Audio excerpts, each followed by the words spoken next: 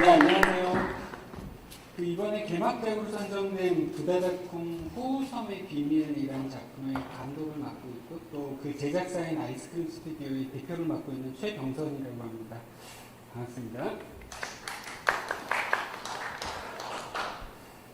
일단 이게 어쨌든 개막작에 대한 소개를 제가 드리려면 사실 이게 시중 극장에서 이제 뭐 상영이 되고 있다거나 아니면 이미 어느 정도 좀 상영이 돼서 보고 그 안에 이제 보는 과정에서 가졌던 어떤 궁금증이나 호기심을 좀 대화로 이야기를 나누면서 뭐 정보도 드리고 뭐 어느 그 과정 안에 있었던 이야기도 하면 좋을 텐데 저희가 이제 코로나 상황이다 보니까 정식 개봉은 사실 쉽게 어떻게 결정할 수 있는 상황이 아니라고 하더라고요. 뭐 잘 아시다시피 탑건이라든지 굉장히 많은 블록버스터 영화들조차 이제 코로나 상황에서 좀 대기 중인 상황이고, 그래서 저희가 개봉 시기를 아마 대략 한 내년 봄 또는 여름 정도로 잡고 있다가 이번에 이제 페스티벌에 저희가 초청되게 되고 개막작으로 선정되고 또 어제는 감사하게도 수상까지 받게 돼서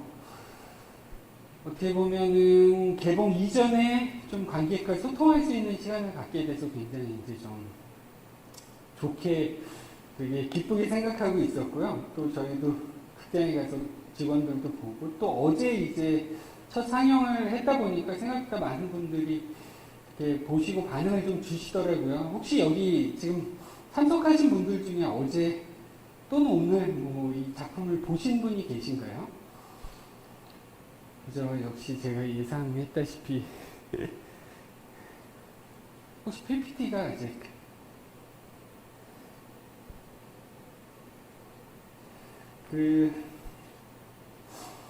그래서 어떤 이야기를 하면 좋을까 좀 고민을 했었고요. 그래서 생각을 한 게 일단은 작품에 대해서 제가 좀 소개를 할 거고 그 작품을 소개하기에 앞서 어느 제작사가 그리고 또 저는 어떻게 하다가 이 작품의 감독이 됐는지 또 어느 과정으로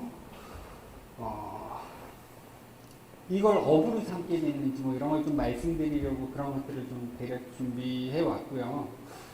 일단 시카프라는 행사는 제가 99년도에 처음으로 참여한 적이 있었고 그때가 아마 이게 95년이 1회니까 4회였던 걸로 기억해요. 그리고 그 당시 제가 대학교 3학년생이었고 그래서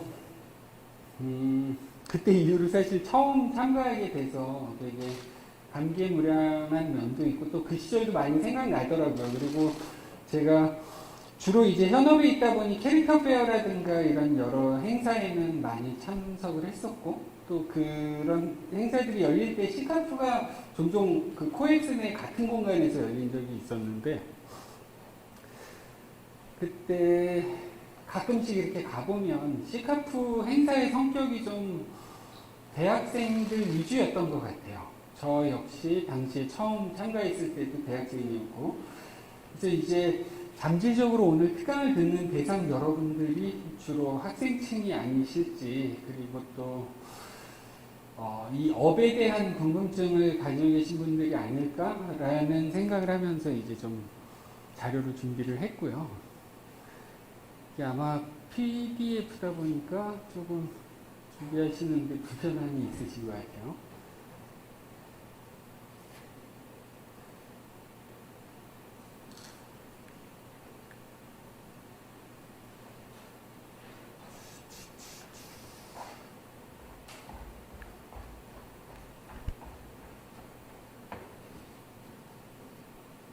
일단 화면에 보이는 캐릭터가 저희 이제 극장판의 그 오리지널 세계관을 제공한 그 두다다쿵이라는 EBS에서 방영 중인 애니메이션이고요. 두다다쿵은 첫 번째 시즌 첫 방영이 2013년 12월이었고 그리고 그 사이에 이제 시즌 2 나오고 시즌 3가 올해 봄부터 올해 1월부터 방영 시작해서 봄에 한 사이클이 끝났고 지금 계속 재방송 중이고요. 그래서 이제 저희 이번 극장판은 그 TV 시리즈 프랜차이즈의 세계관과 캐릭터들을 데려오되 어쨌든 극장판은 극장판으로서의 어떤 기대 심리를 가지고 관객들이 볼 거기 때문에 그래서 저희가 이제 기존 예를 들면 뭐 뽀로로라든지 그 밖에도 많은 이제 우리나라 TV 시리즈들의 극장판 버전들이 있는데 네. 요거를 이렇게 내리면 되는 거죠.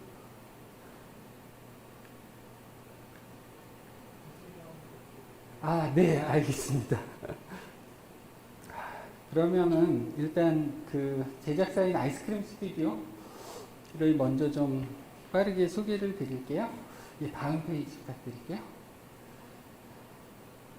그래서 저희는 2010년까지, 그러니까 제가 대학교 졸업한 게 2001년, 그리고 첫 시작은 이제 단편 작가로 시작을 했었고요. 그 단편 작품이 이제 좋은 반응을 얻어서 제가 운 좋게 이제 그 졸업하던 해, 그리고 그 전해, 왜냐면 제가 3학년 때 그 단편을 발표했었는데, 그게 상을 굉장히 많이 받았어요. 그래서 운이 좋게 저는 스탑모션 애니메이션을 했었고, 그 스탑모션 애니메이션이 거의 2년 동안 대부분의 영화제에서 이제 좋은 성과를 내면서 좀 저는 졸업과 동시에 감독으로 취업을 했었는데, 제가 그 당시 취업했던 스탑모션 회사는 말 그대로 클레이 애니메이션 같은 것들을 스탑 시키고 사진 찍고 또 좀 움직이고 멈추고 사진 찍고 그야말로 이제 하루에 진짜 아침부터 밤까지 열심히 하면 2초 정도를 찍는 작업이었는데, 그게 제가 왜 제 단편 시절부터 어떤 그 취업을 바로 감독으로 했는지를 말씀을 드렸냐면, 저는 대학생 그대로였고 제가 만들었던 단편이 이제 좋은 평가를 받아서 저는 어떻게 보면 취업해서 굉장히 빠르게 좀 포지션이 처음부터 감독으로 시작할 수 있었는데, 그게 졸업할 당시엔 되게 좋은 건 줄 알았었어요.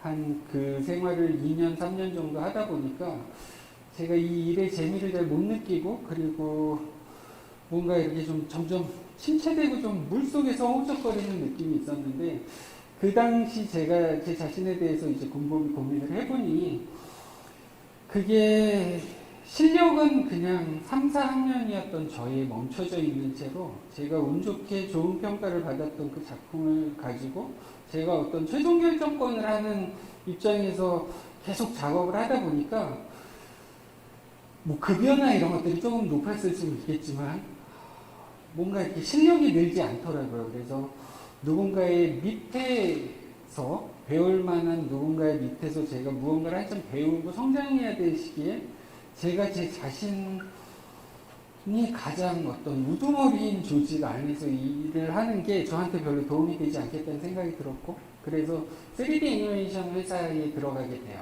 신입사원으로. 그렇게 해서 2002년부터 이제 쭉 그 당시에 이제 좀 알려진 3D 회사에 들어가서 거기서 2년 정도 PD로 일을 하면서 미국 쪽 CF 일이나 뭐 게임 홍보 동영상 이런 일들을 주로 하는 회사였는데요. 또 그 회사를 만드신 분이 헐리우드에서 이렇게 활동하다 오신 대표님이자 감독님이 계셔서 제가 또 많이 배울 수 있을 거라고 생각을 했었고, 그렇게 해서 그 일을 거의 2010년까지 좀 꾸준히 하면서 어떻게 보면 표현을 할 수 있는 그 영역 안에서는 되게 재밌는 작업들을 오래 했던 것 같아요. 그래서 이제 한 10년 정도 뭐 TV CF나 이런 좀 화려한 작업들을 하긴 했지만, 그것들은 결국 형태적으로는 애니메이션일지 모르겠지만 그 안에 어떤 깊이 있는 스토리나 내러티브를 담고 있는 작업은 아니었어요.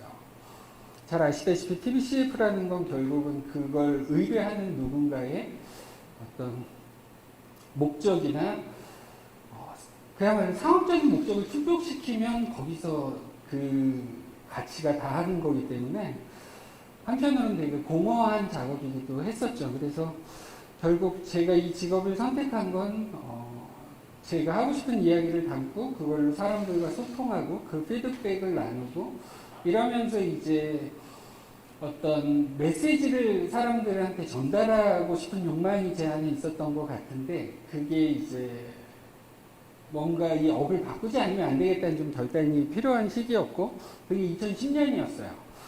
그래서 그때부터 이제 창작 컨텐츠를 만들고 나는 외주는 하지 않겠어. 뭐 이러면서 그런 각오로 창작 애니메이션을 시작을 했고, 그렇게 하면서 이제 뭐 초기 기획했던 것들이 좋은 평가를 받지만 뭐 그 이후에 어떤 결과까지 이어지지 못하고 이런 시도들이 많이 있었고요.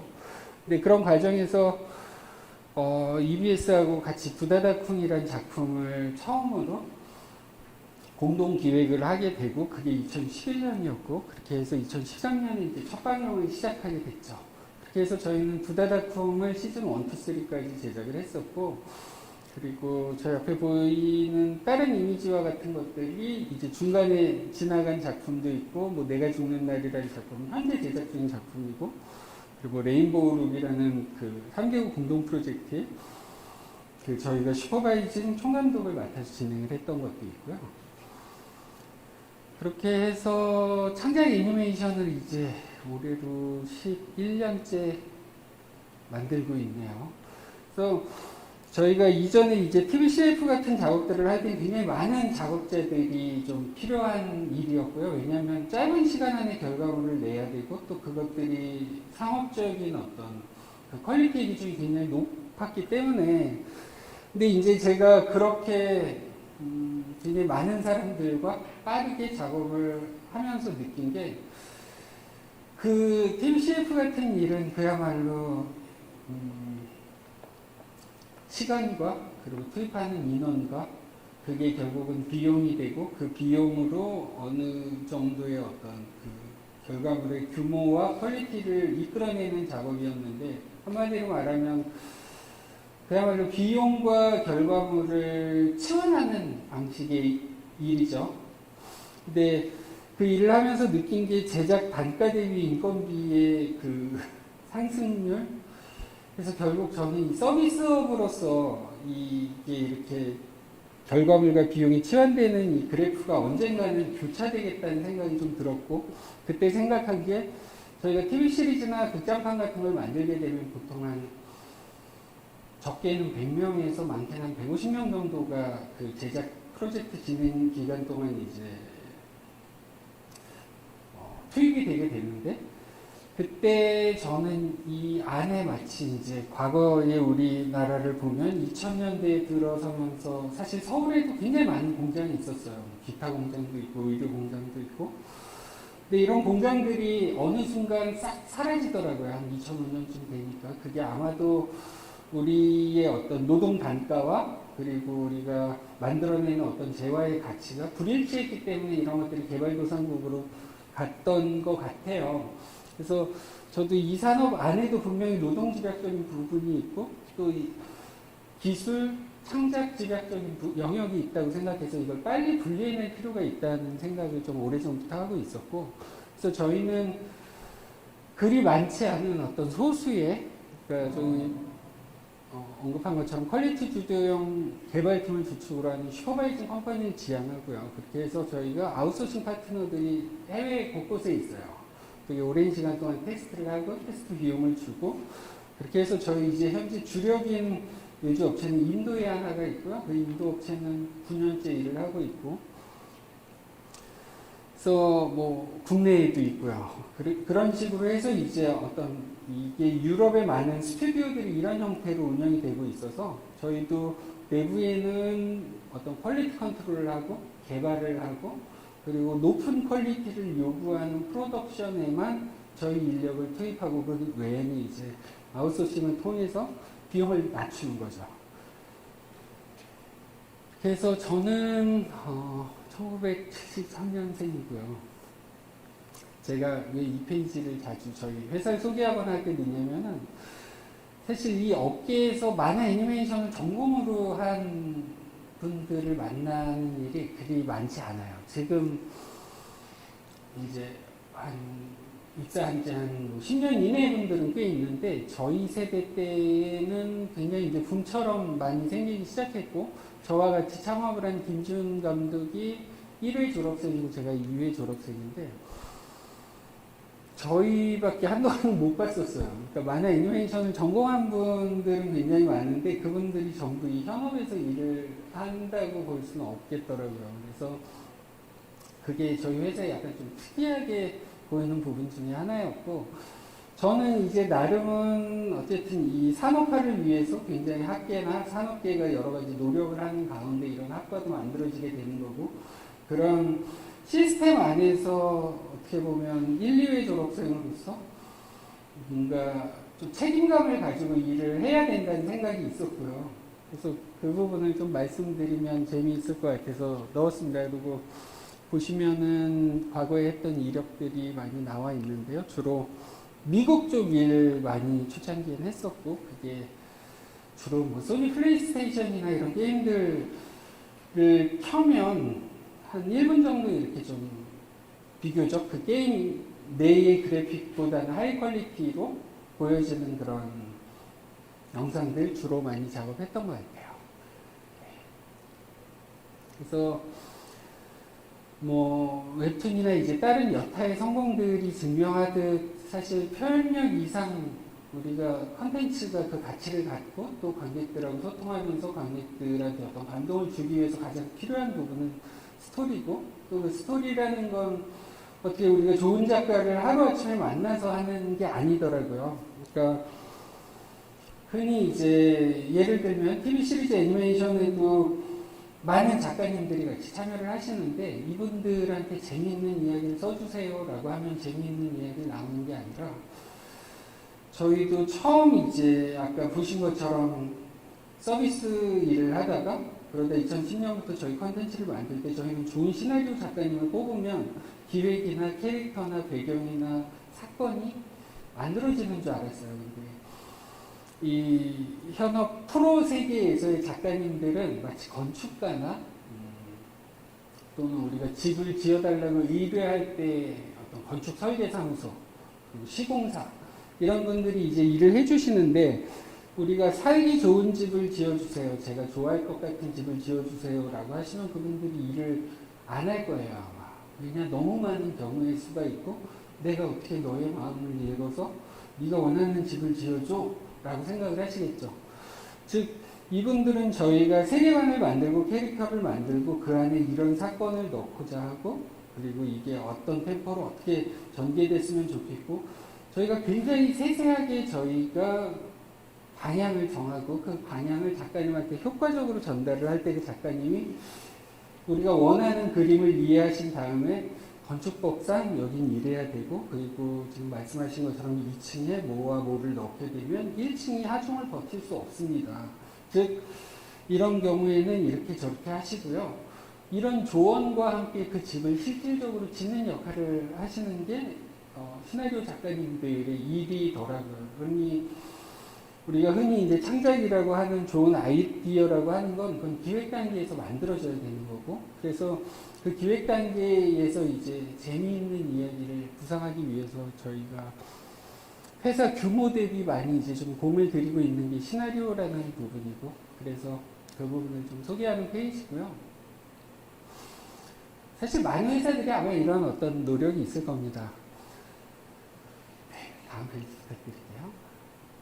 그리고 저희가 이제 앞서 저희 회사의 구조를 설명드릴 때 슈퍼바이저들로 구성된 슈퍼바이징 컴퍼니라는 표현을 썼는데, 사실 그런 명칭의 회사와 영업이라고 할까요? 그런 어떤 수익 모델은 사실 없어요, 대한민국에서. 그걸 어떻게 보면 좀 대담하게 시도를 했던 거고, 그거는 저희 프로덕션을 진행하는 과정에서의 어떤 효율성 때문에 저만 아이디어였는데, 이 레인보우 루비 2라는 작품 같은 경우에는 CJ가 주관하고 CJ 주도로 캐나다의 굉장히 유명한 DHX 미디어라는 뭐 가제트, 텔레토비 이런 걸로 유명한 회사와, 그리고 중국의 이제 애니메이션 협회, 동만협회라는 데하고 3개국 공동 프로젝트로 진행을 하는 작품이었고, 이 작품에 이제 저희가 슈퍼바이징 역할만 맡아서 총 52편을 2년 반 동안 제작을 했었고, 그래서 어떤 슈퍼바이징 사례로서 제가 넣어봤습니다. 이런 것들이 이제 해외와 같이 협업이 이루어지기 위해서 중요한 것처럼 뭐 오토데스크 샷건이라든지 구글 워크스페이스 같은 어떤 파이프라인 툴이 체계적으로 잡혀져 있고, 이것들이 어느 정도의 글로벌 스탠다드가 지켜질 때 협업이 가능하고 또 이런 것들이 저희 안에 이제 내부적으로 잘 훈련되어 있다는 점 때문에 제가 보통 이 사례를 소개하곤 하고요. 다음 페이지 부탁드릴게요. 그래서 다음 페이지는 이제 저희 제작 역량 부분인데요. 네, 다음 페이지 부탁드릴게요. 그래서 지금 사실 K 드라마라든지 K 팝 굉장히 많은 이제 K가 앞에 붙는 컨텐츠들이 굉장히 해외에서 좋은 성과를 내고 있고 호응을 얻고 있는데 아쉽게도 아직 K 애니가 만들어낸 어느 성과를 저희는 듣지 못하고 있습니다. 그리고 이러한 부분에는 여러 가지 이제 좀 태생적인 우리나라라는 어떤 이 작은 내수 시장이 갖는 한계적인 부분도 있고요.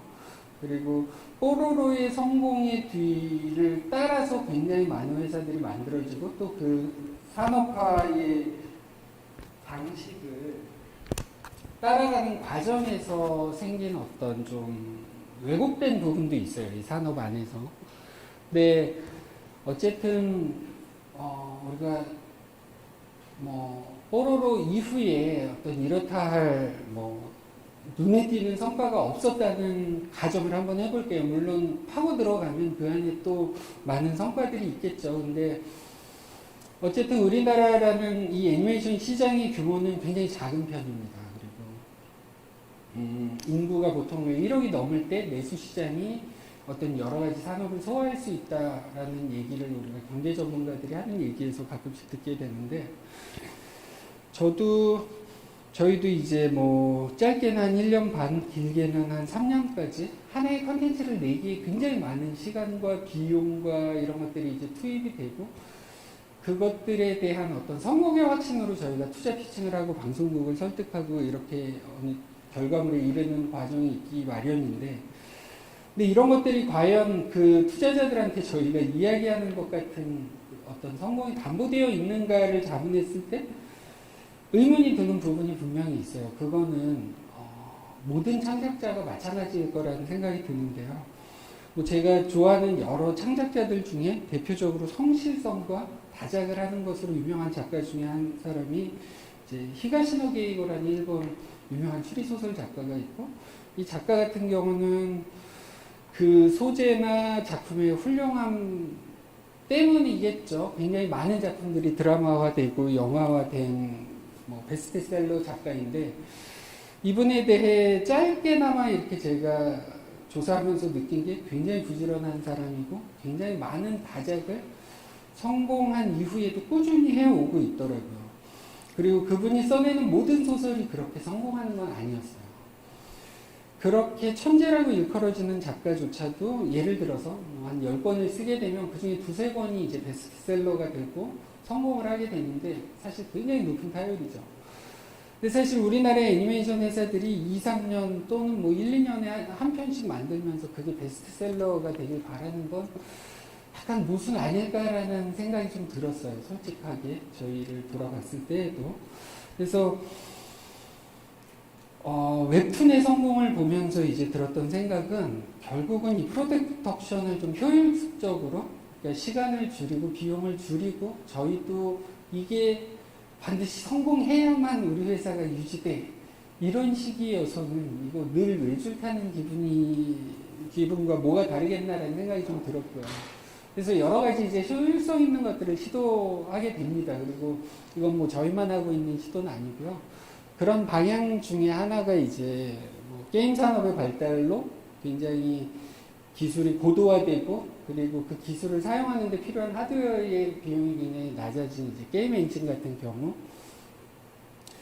효과적으로 좀 사용하면 어떨까 싶어서 이제 저희도 그 게임 엔진을 활용한 리얼타임 엔진 파이프라인을 준비하고 있는데 이 부분은 사실 뭐 저희만 하고 있는 건 아니에요. 그리고 어떻게 보면 그 게임 엔진을 소유한 에픽이나 유니티 같은 회사에서 해결해 줘야 되는 영역도 굉장히 많이 있는데 그럼에도 불구하고 이게 결국은 좀 미래가 되지 않을까라고 보고 있고 꾸준히 이제 그걸 파이프라인 안에 적용하는 시도를 하고 있고요.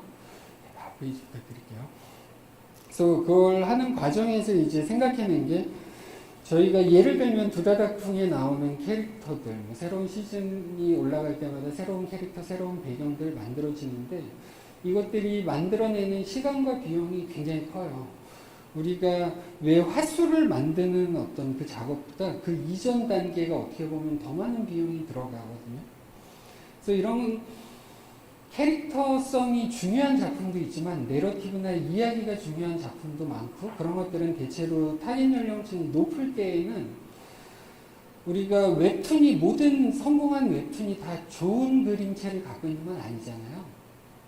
굉장히 이제 좀 가벼운 그림체로 그려져 있음에도 불구하고 그 내용의 깊이가 있을 때 그 웹툰이 성공하고 또 드라마화되고 그래서 소모적으로 만들어지고 굉장히 쉽게 소비되고 사라지는 어떤 그 디지털 어셋들에 대한 안타까움이 좀 있었어요. 그래서 버추얼 액터라는 개념을 만들어서 저희가 하나의 작품이 이제 만들어지는 그 과정에서 이 액터들이 반복 사용될 수 있고 또 이건 디지털 액터이기 때문에 나이나 연령이나 또는 체형 이런 것들이 좀 자유롭게 바뀔 수 있다면 우리가 다양한 작품을 마치 배우처럼 출연시킬 수 있게 되고 그 중에 어느 작품은 아마 잘 되고 또 어느 작품은 어느 정도의 호응을 얻고 뭐 그 이상의 성공을 못 하더라도 계속 이 배우는 남는 거죠. 그 이미지 아이덴티티가 유지된 캐릭터가 계속 반복해서 마치 이게 되게 새로운 예인 것처럼 제가 말씀을 드렸지만 사실 우리가 어렸을 때부터 봐온 출판 만화부터 굉장히 많은 만화 작가님들이 본인의 어떤 주력 캐릭터를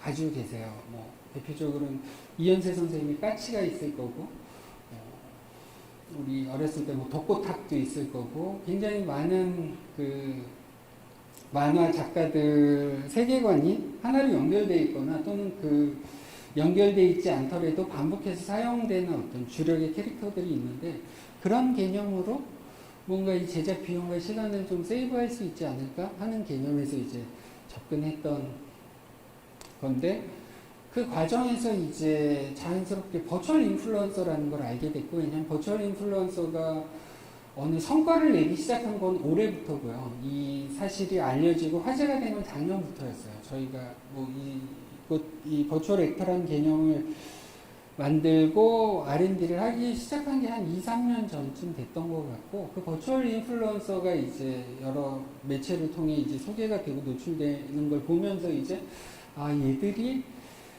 그 단순히 이제 액터이기도 하지만 사람들하고 소통하면서 어떤 버추얼 엔터테이너처럼 활동할 수도 있지 않을까? 그건 이제 제가 버추얼 인플루언서들의 어떤 그 뉴스 기사나 뭐 이런 알려진 정보들을 보고 떠올렸던 거고 그렇게 이 배우들이 하나의 배우로서의 브랜드가 만들어지면 그래 그렇게 해서 이 캐릭터가 일정한 어떤 팬덤이 생기게 되면 이 캐릭터가 출연하는 다음 작품에 자연스럽게 어떤 관심이 제로부터 시작하는 것보다는 훨씬 효과적이겠다는 생각을 했고요. 그게 전형적인 배우 시스템의 어떤 장점이죠. 우리가 실사 영화의 케이스에서도 보면 그래서 그런 캐릭터의 브랜드화를 설명한 페이지가 다음 페이지 부탁드릴게요. 그래서 마찬가지로 이제 소셜 커머스 활동하는 것들이나 뭐 소셜 미디어 활동, 뭐 그리고 나아가서는 이제 저희가 이제 버추얼 캐릭터들을 개발할 때 가장 중심을 뒀던 건 이게 게임 엔진에서 최적화되어 있는 형태여야 미래가 있다라고 생각을 해서 지금 보시는 저희 이제 그 버추얼 캐릭터 이미지는 전부 게임 어셋을 만드는 툴로 개발이 됐어요. 그래서 사실 저희가 현재 쓰고 있는 마야나 뭐 이런 여타의 프로그램들보다 게임 엔진에서 더 원활하게 작동되게 돼 있고요. 그래서 저 뒤에 있는 이미지들이 이제 SNS 활동이나 이런 것들을 좀 상정해서 저희가 테스트해본 이미지입니다. 이렇게 만들어 본 것도 있고 또 저희 차기 작품은 사실 CG로 만들어진 애니메이션에 저런 세트가 있을 리 없잖아요. 근데 저들을 하나의 배우라는 개념에서 봤을 때 저런 어떤 세트의 개념으로 저희가 뭐 유튜브 컨텐츠나 이런 것들을 만들어서 마치 신작을 촬영하기에 앞서서 리허설 같은 것들을 하나의 또 다른 컨텐츠화 할 수도 있겠다 싶어서 만들어 본 이미지고요. 네, 다음 페이지 부탁드릴게요. 그래서 이 버추얼 액터의 장점은 우리가 버추얼 인플루언서에 대해 많이 소개된 그 미디어들을 보면 일단은 리스크가 적죠. 왜냐 사생활이 없으니까요. 그래서 뭐 학폭이라든지 그 밖에 여러 가지 어떤 돌발 행동으로 인한 어떤 그 배우의 브랜드 이미지가 하락한다거나 뭐 그가 출연하고 있는 작품의 이미지가 동반 하락한다던가 이런 리스크가 일단은 없을 거고, 그리고 전성기라는 게 훨씬 길 수 있겠죠. 그리고 어떻게 보면 우리가 작품에서 늘 똑같은 모습과 얼굴과 인종을 유지할 수밖에 없는 게 어떤 현실 세계의 배우가 갖는 그 물리적 한계라면, 이 버추얼 배우를 사용하게 되면 지금 보시는 게 저 가운데 있는 그 캐릭터를 가지고 제가 사실 이게 저희 이제 투자자분 앞에서 한 20분을 사용해서 저렇게 바로 나이 든 모습, 그리고 어린이가 된 모습, 그리고 그에 따른 어떤 근육이나 체형의 변화 같은 것들이 전부 이제 파라미터화돼서 슬라이드 몇 번 당기는 걸로 저렇게 바뀌는 걸 보여드린 적이 있어요. 물론 CG니까 사실 준비하면 이건 누구나 할 수 있는 겁니다.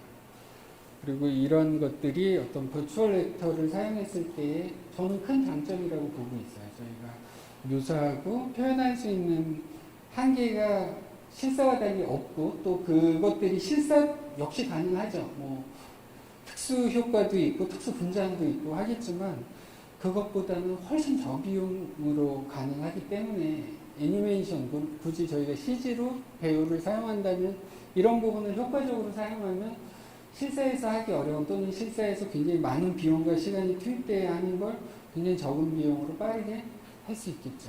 그래서 그런 비전을 좀 설명드리기 위해 보여드린 페이지고요. 다음 페이지 부탁드릴게요. 그리고 이 3D 애니메이션은 아까 말씀드린 어떤 그 게임 엔진 베이스의 그 효율성에 대해서 짧게 말씀을 드렸었는데, 왜 게임 엔진이 더 효율적이냐면, 그건 게임 산업이 이제 엄청 빠르게 발달하고 고도화하면서, 그러면서 이제 그 관련한 어떤 소프트웨어와 하드웨어들의 발달이 그 외의 것들보다는 훨씬 좀 빠르게 어느 수준에 도달을 했고, 그 효율성이 이제 CPU를 좀 넘어선 부분이 있기 때문에, 여러분들 많이 들어보신 뭐 비트코인이나 이런 것들이 GPU를 사용하는 이유는 CPU보다 GPU가 더 효과적으로 발달되어 있고, 뭐 코어 수라든지 그 코어를 다루는 부분에 있어서 훨씬 기술적으로 진보되어 있다고 해요. 그래서 게임 엔진이 굳이 아니어도 그냥 렌더링을 거는 알고리즘 자체도 GPU를 활용할 때 훨씬 효과적이고, 또 이게 지금은 굉장히 많은 회사들이 GPU 렌더링 기술을 쓰고 있지만 이게 일반화 되기까지는 불과 한 3년 전? 근데 그 또한 그게 미래일 거라고 보고 저희는 이제 좀 어떻게 보면 국내에서 사업 영상을 만드는 회사로는 가장 먼저 사용을 했었고, 그렇게 해서 네. 이제 어느 효율성을 좀 추구를 했다는 점을 설명드리려고 했고요. 그리고 지금 보시는 거는 저희 이제 작품 안에 보시면은 산꼭대기의 어느 주상절리로 저희 캐릭터들이 저 핑카라는 걸 타고 도달을 하게 됐는데, 저희가 서울에도 사무실이 있지만 광주에 본사가 있어요. 광주가 아시아 문화중심 도시라는 대통령 특별법에 의해 우리나라 어떤 문화중심 도시로 설계가 되고, 그러면서 저희를 포함한 많은 서울에 있던 회사들이 광주에 유치가 됐고요. 그래서 광주에 본사 거점을 둔 회사로서 어떤 광주의 이미지를 좀 극장판 안에 넣어보고 싶어서 저희가 그 주상절리를 무등산 국립공원에 직접 가서 드론을 띄우고 그 주상절리를 스캔해서 그 스캔해서 추출한 이미지와 맵으로 극장판 안에 넣었어요. 극장판을 한번 보시면은 처음으로 이제 제가 이제 이후에 극장판을 더 설명드리겠지만, 처음에 신비의 꽃이라는 걸 찾아서 얘들이 도달하게 되는 그 장소가 저 무등산의 서석대라는 주상절리로 묘사가 되어 있습니다. 네. 그래서 이제 저희 작품들 아까 잠깐 설명드렸던 이 극장판이 이제 모태가 된 두다다풍 저희 TV 시즌 설명이고요. 그리고 네. 이게 TV 시리즈 이미지인데요. 많은 이제 TV 시리즈를 만드는 회사들이 있고 또 그분들이 되게 잘 하세요. 다들 그 우리나라 애니메이션 회사들이 만들어내는 어떤 표현력의 수준은 굉장히 높은 편에 있습니다. 근데 그럼에도 불구하고 저희가 2010년에 막 이 컨텐츠 제작이라는 업을 시작할 당시에 저희가 가진 백그라운드의 장점은 화려하고 그리고 굉장히 이제 고가의 짧은 영상들을 많이 제작해 봤다는 거고, 그게 밤낮 할 것 없이 굉장히 많은 작업들을 정말 바쁘게 했던 것 같아요.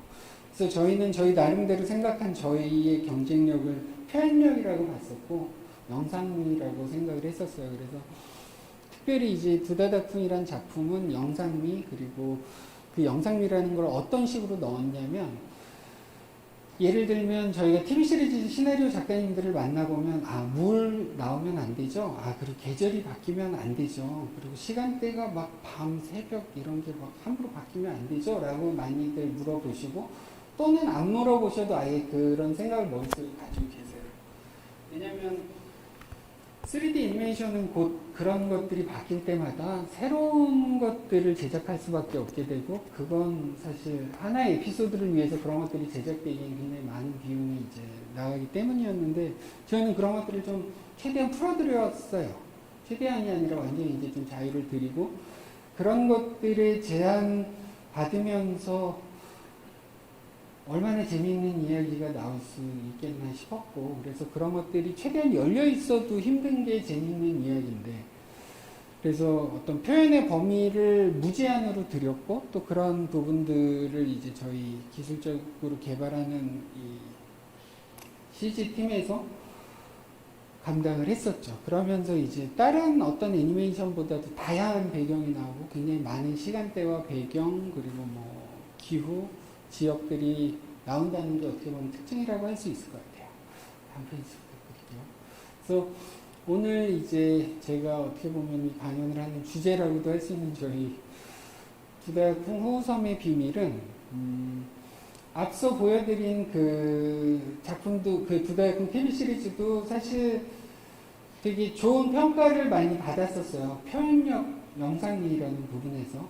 근데 그럼에도 불구하고 저희가 제작자가 만든 회사고, 또 여전히 이제 실무에서 작업을 하고 있다 보니까 작업자로서의 어떤 욕심이 되게 컸고, 그래서 이 극장판을 저희가 만들 때에는 기존의 TV 시리즈를 위해 만들었던 어셋을 다 제로로 돌리고 처음부터 다시 극장판 퀄리티로 만들어 보자 라는 그 내부적 합의가 있었고, 그래서 저희가 캐릭터 그리고 핑카라는 어떤 이 탐험의 매개가 되는 그 아이템을 제외하고는 전부 극장판 퀄리티로 새로 만들었어요. 그래서 제가 짧게 그 가져온 동영상 틀어주실 수 있을까요? 그 USB 안에 같이 들어있었습니다.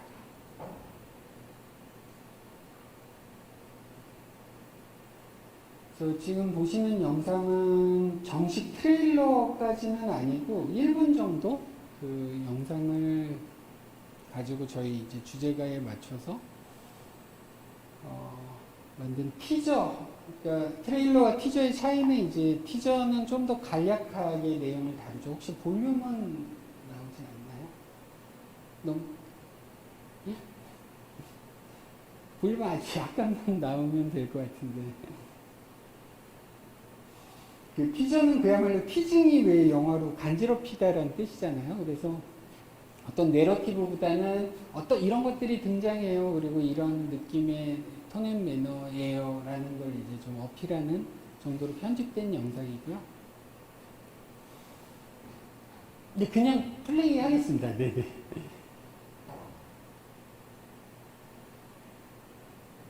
보면 이제 동양의 거대한 용이 등장하는 게 저희가 생각한 스펙타클, 극장판의 스펙타클 요소 중에 하나였고, 방금 그 거대한 용이 등장하는 장면이었고요.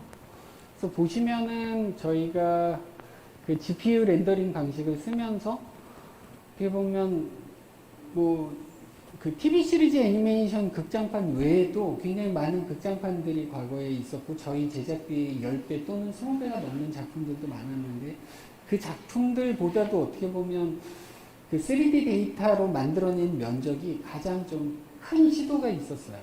그래서 거의 지평선 끝까지 매트 페인팅이 아니라 실제 나무를 이제 뿌려서 어떻게 보면 좀 작업자의 욕심이고 실험이었죠. 그런 것들이 좀 어느 정도의 스케일을 소화할 수 있는지 좀 궁금했고요. 지금 보시는 게 아까 말씀드린 그 서석대고요. 그리고 굉장히 다양한 배경이 나옵니다. 그것도 스케일이 굉장히 큰 규모의 됐습니다. 다시 PPT로 돌아가면 그래서 극장판이 가져야 될 어떤 그 요구 조건들이 있겠죠. 저희가 TV를 켰을 때 보여주는 것과 다르게 극장이라는 곳은 그야말로 적지 않은 돈을 내고 내가 2시간을 어떤 내 기대 심리를 충족해줘야 된다라는 굉장히 어떤 TV물을 볼 때와는 다른 높은 기준으로 시청자들이 볼 거라고 생각을 했고요. 다음 페이지 부탁드릴게요.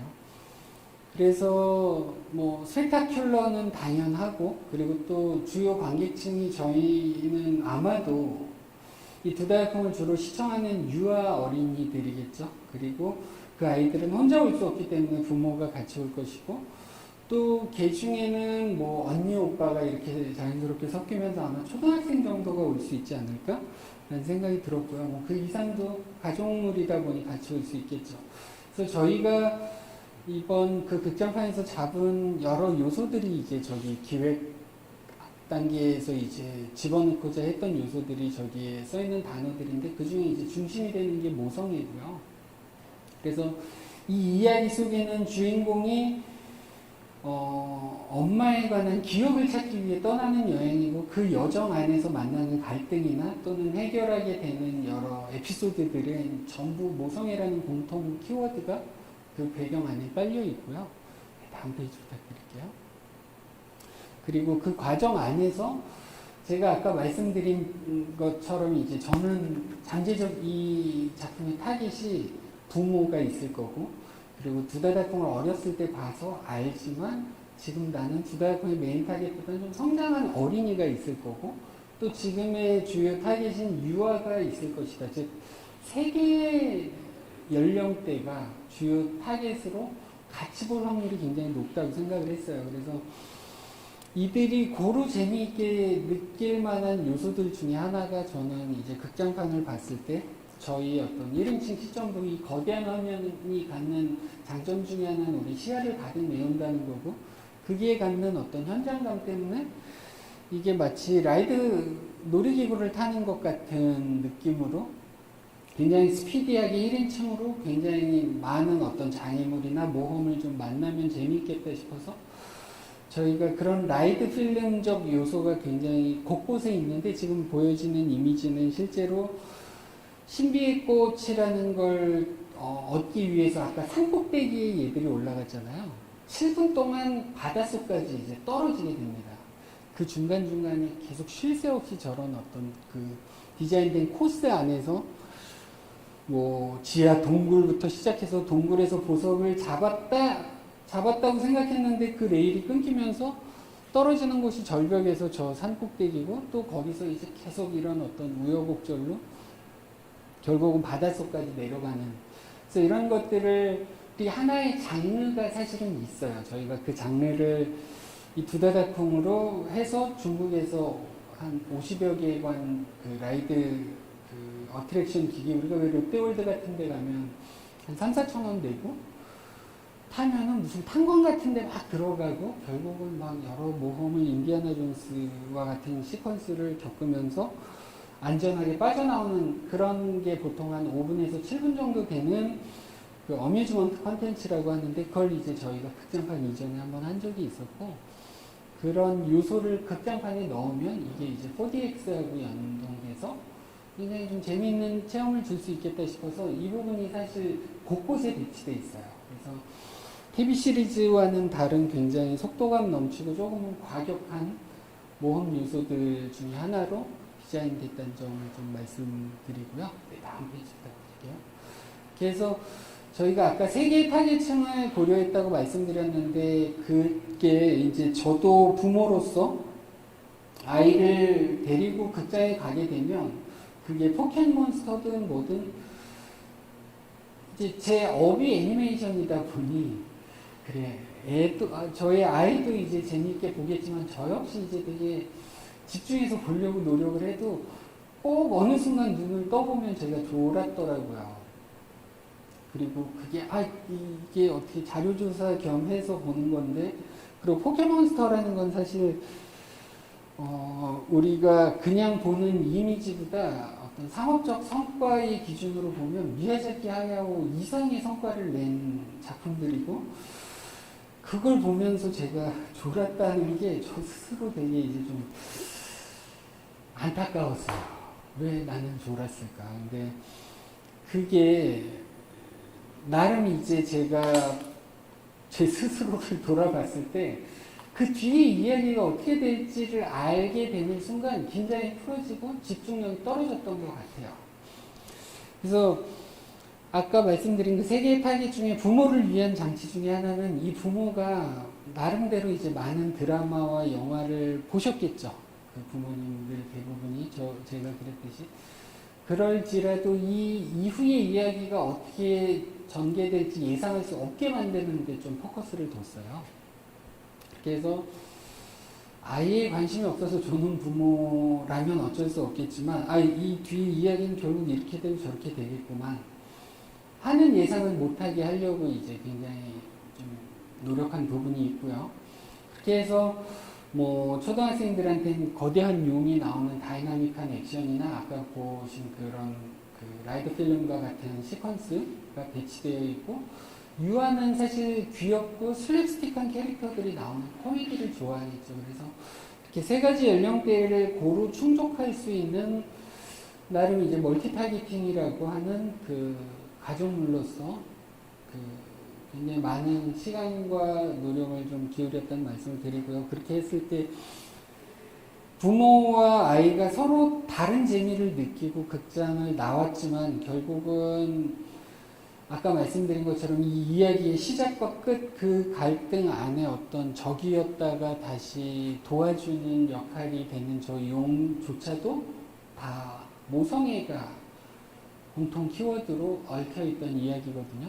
그렇게 해서 뭔가 내가 엄마와 같이 이걸 봤어 라는, 나는 쟤들은 저렇게 엄마를 찾아서 굉장히 많은 우여곡절과 위험을 감수해서 있는데 나는 엄마랑 같이 영화를 볼 수 있어서 참 행복해라는 기분으로 뭔가 이렇게 영화가 끝났을 때 부모와 아이가 서로 쳐다보고 손을 좀 꼭 잡을 수 있으면 그러면 좋겠다 뭐 이런 어떤 기대로 여러 가지 요소도 넣고 그걸 어떻게 보면 저희 기획의 목적으로 설정을 해서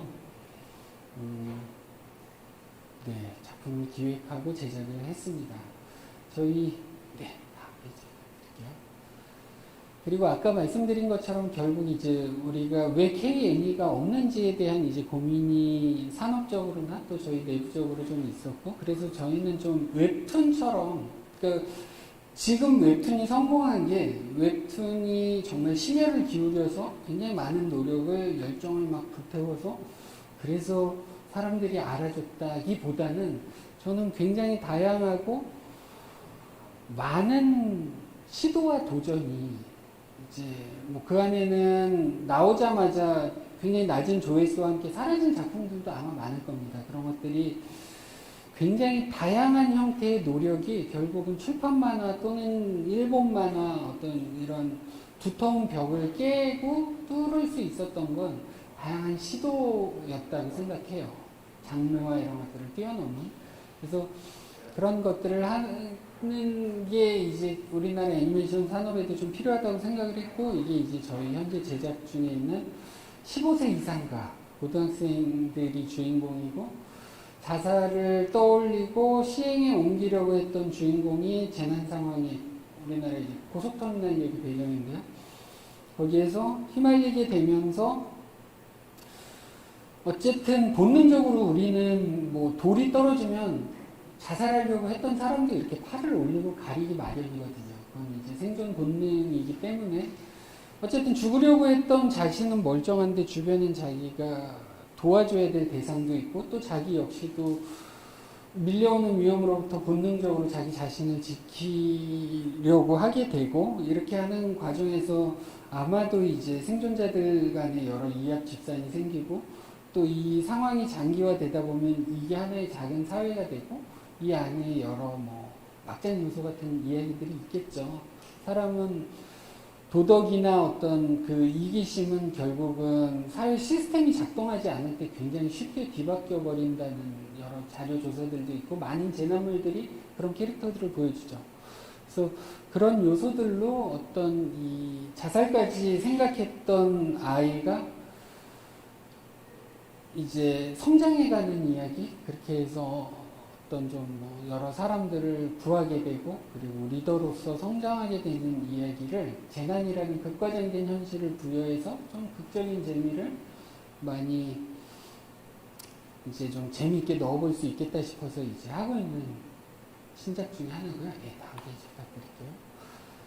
그 제작 중인 뭐 화면 이미지와 컨셉 이미지고요. 네, 다음 페이지 부탁드릴게요. 그리고 20, 30대 직장인들을 타깃으로 한 어떤 직장인 또는 뭐 내 집 마련의 꿈을 꾼다든지, 어떤 사회에 우리가 막 발을 내디뎌서 느끼는 어떤 여러 가지 감정들이나 공감할 만한 이야기들을 소재로 시트콤을 개발을 하고 있는데, 아까 그 작품은 이제 좀 저희가 본편을 제작하고 있다면 이건 파일럿을 개발하고 있고요. 네, 다음 페이지 부탁드릴게요. 그리고 아까 보여드린 버추얼 액터를 활용해서 저희가 웹 그래픽 노블, 그러니까 웹툰하고는 좀 약간 다른 개념으로, 그러니까 웹툰보다는 좀 더 이미지의 정성이 들어가는 거죠. 그렇게 해서 3D로 만드는 웹툰의 개념으로 웹 그래픽 노블이라는 걸 그 작업을 하고 있고요. 이게 기존의 어떤 2D 웹툰 베이스 대비 이제 장점이라고 할 수 있는 건 굉장히 고해상도의 결과물이기 때문에, 뭐 기존 그림이, 드로잉이 가졌던 어떤 그 디테일의 한계를 넘어선 영역, 그래서 굉장히 이제 고밀도의 디바이스나 또는 또 3D이기 때문에 뭐 예를 들면 오큘러스를 쓰고 보는 웹툰을 혹시 보신 적이 있는지 모르겠는데, 보시면 웹툰에 있는 그 결국은 이미지들이 그냥 공중에 떠 있는 느낌이거든요.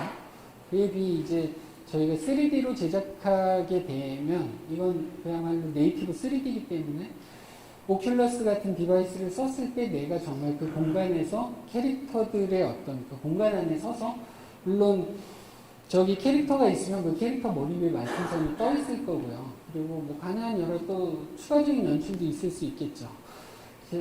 어떤 좀 기존 웹툰의 한계를 좀 넘어선 표현이 가능하다는 장점, 물론 그리고 기존 웹툰이 진입하고 있는 시장에도 진입이 가능하다는 장점으로 이제 하나의 특징으로 해서 그 웹 그래픽 노블이라는 걸 개발을 하고 있고요. 다음 페이지 부탁드릴게요. 그렇게 하게 됐을 때 또 하나의 장점은 이게 전부 3D 어세시브 데이터다 보니 로컬라이징이 되게 편리할 것 같았어요. 예를 들면 저 배경의 빌딩이 저희가 그냥 임의로 만든 빌딩인데 이걸 대만에 수출하려고 하니 대만에 있는 뭐 원오원 타워가 배경이었으면 좋겠다. 그럼 사실 그 어셋 다 팔거든요. 지금은 어셋 마켓에. 그러니까 웹툰을 위한 어셋 마켓이 아니라 3D 데이터 마켓이 굉장히 이제 오랜 시간 동안 구축되어 오면서 사실 거의 없는 게 없어요. 그래서 그런 것들을 사서 그냥 저 안에 넣으면 배경이 바뀌고 언어가 바뀌고 간판이 바뀌고 주인공이 타는 자동차가 바뀌고 인종이 바뀔 수 있겠죠. 그래서 그런 장점이 있다라는 걸 설명드린 페이지고요. 그리고 아까 말씀드린 것처럼 이것들이 전부 게임 엔진에 최적화된 데이터이기 때문에 뭐 메타버스든 뭐 게임이든 애니메이션이든 되게 다양하게 그 데이터와 캐릭터들이 재활용될 수 있다라는 설명이고요. 다음 페이지 부탁드릴게요.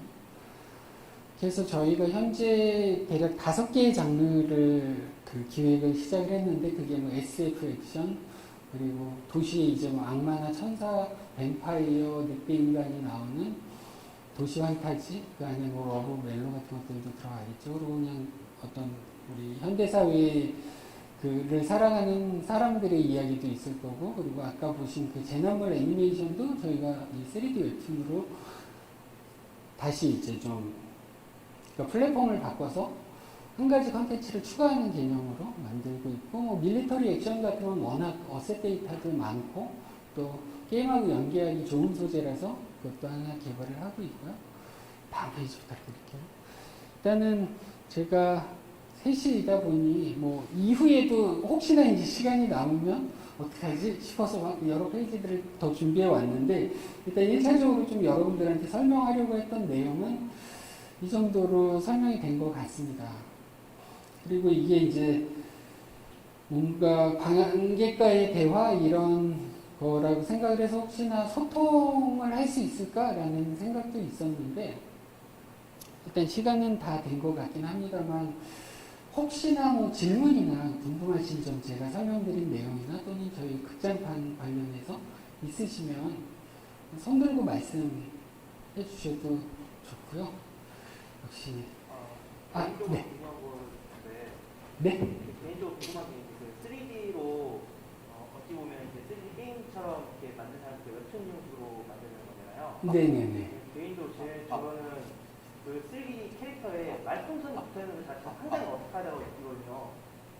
이거를 오히려 차라리 그거 요즘에 이제 오디오 드라마처럼 웹툰을 가지고 웹툰 만화를 쭉쭉 내리면서 성우들의 연기를 듣고 그런 컨텐츠가 많이 나오고 있는데, 제 생각에는 그 3D 그 콘텐츠가 그런 그 성우들의 연기를 하면 정말 잘 어울리겠다는 생각이 되게 많이 들었어요. 진짜 게임 보는 듯하겠다 그런 느낌이 들었는데, 혹시 그런 식으로도 혹시 가능한가요? 네, 맞습니다. 지금 되게 좋은 의견을 주신 거고, 또 어떤 그 문제의 가능성에 대해서 되게 높은 수준의 통찰을 보여주신 것 같아서 깜짝 놀랐는데요. 사실 지금 버추얼 인플루언서나 버추얼 액터 이런 개념 안에는 이제 인공지능 베이스에 우리가 누군가의 목소리를 학습해서 소리를 내는 그런 그 AI도 개발이 돼서 우리가 뉴스를 통해서 볼 수 있고, 그래서 저희가 만들고 있는 그 액터들에게 그런 오리지널 보이스를 만드는 작업도 같이 하고 있어요. 그건 저희가 직접 하는 게 아니라 그런 이제 전문 회사들하고의 이제 협업을 떠올리고 있는데, 그쵸, 말풍선 부분보다는 말씀하신 게 훨씬 효과적인 게 맞고요. 그럼에도 불구하고 이제 전통적인 그 웹툰의 플랫폼으로도 이게 보여지기 위해서는 말풍선을 좀 피할 수는 없을 것 같더라고요. 근데 아까 말씀드린 것 같은 어떤 오큘러스나 이런 것들을 베이스로 할 때는 네, 그렇게 이제 좀 그 캐릭터의 오리지널 보이스로 넣으려고 또 생각하고 있습니다. 제가 지금 성우를 지망하고 있어가지고 이런 소식이 있으면 진짜 정말 반갑게 생각하고 있습니다. 아, 그러시구나. 네, 그러면 이 강연 끝나고 저랑 연락처라도 교환하시면 좋을 것 같습니다. 네. 혹시 또 추가로 질문이나 궁금하신 점 없으시면 저는 이만 마치도록 하겠습니다. 오늘 긴 시간 강의 너무 지루하지 않았나 모르겠고요. 그리고 아마 아직 못 보셨겠지만 저희 4일까지 여기 메가박스에서 지금 그 두달풍 극장판 후섬의 비밀 상영하고 있으니까요. 좀 관심 가져주시고 또 봐주시고 또 그에 대한 피드백도 주시면 너무 감사할 것 같습니다. 네, 이만 마치도록 하겠습니다. 감사합니다.